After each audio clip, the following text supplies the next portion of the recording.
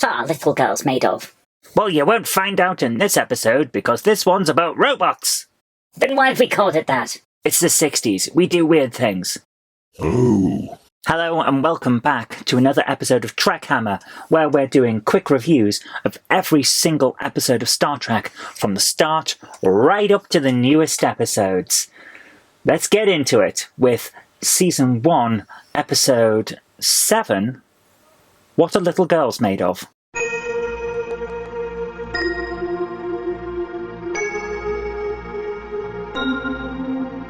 So this episode is actually quite interesting.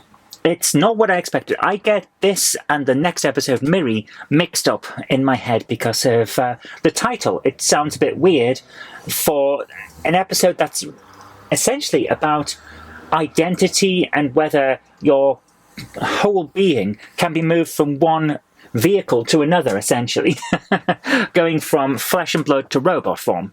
It's a very compelling idea. And it's written by Robert Bloch, the guy who wrote Psycho, so you know it's going to be a little bit cerebral and probably not show as much action and violence as you might expect from a thing about essentially a robot takeover of society. My biggest issue with the episode is that I don't think it delves deep enough into the subject matter.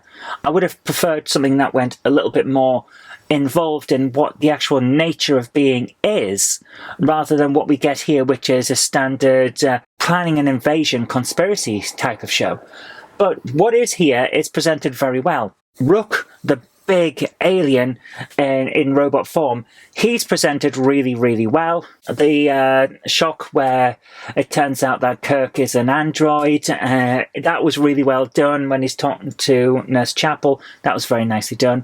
By the way, Nurse Chapel's fiancé is in this episode, and this is 7 years after Strange New Worlds, so are we going to see Roger Corby in Strange New Worlds?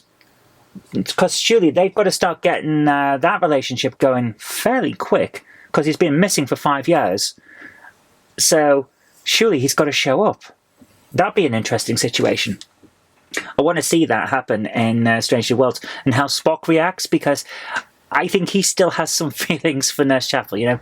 But it also puts into context the statement in The Naked Time when Nurse Chapel expresses her love for Spock, despite the fact that she is still pining for her fiancé who is missing. She doesn't think he's dead. She thinks he's just missing.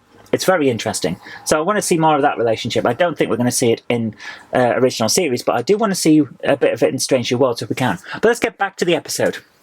So we've got Roger Corby, inventor of the trouser press. Bit of British humour there, don't worry. And he's on this planet surrounded by robots. Nurse Chapel naturally gets a bit wary and a bit jealous of the fact that he's got this beautiful robot who is only programmed to help him.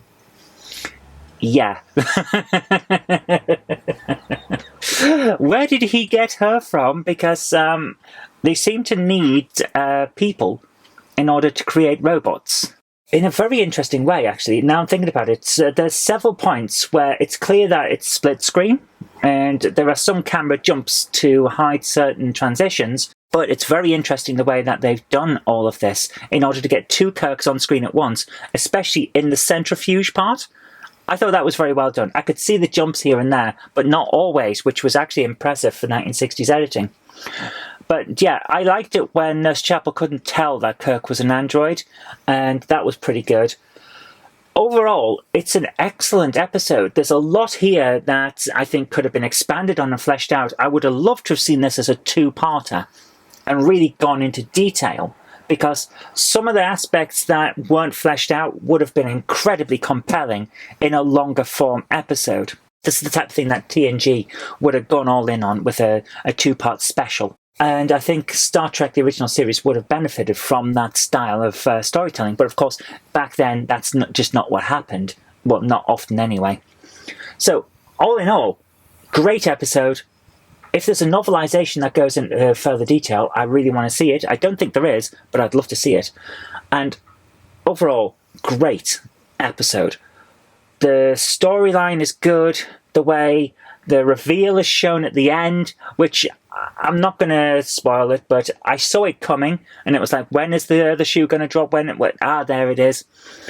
But it was done very well. It was done very compellingly, because the guy turns from a guy who's trying to take over with robots to tragic figure who is essentially having an existential crisis and is only doing all of this to try and prove that he is who he says he is, rather than everything else. I really enjoyed it. I thought it was great. So, despite the fact that it's a little rushed here and there, I'm still going to give it a solid warp factor of 8.5. Really good episode. Really liked it. Looking forward to what comes next. Okay, that's all we got time for this week, but if you have comments on this one, and I know some of you do, because you do leave comments on the other videos, and I really do appreciate it, please do leave a comment in the comments section down below. Let's have a talk about the episode. Did you enjoy it? Did you think it was too fast-paced, too slow-paced? Did you not enjoy it? Let me know, because I'm always up for having a chat about Star Trek. But until next time, I've been Zoe Kirk-Robinson. You've been watching TrekHammer. Live long and prosper. If you like the show, please consider supporting me on Patreon. It really does help create future videos. That's patreon.com/Zoe Kirk-Robinson. And I've got an extra special thanks going out to Chief89, Sam Yates, Retro Mickey82, Mo Henry, and George Bortorini. Thank you so much, guys.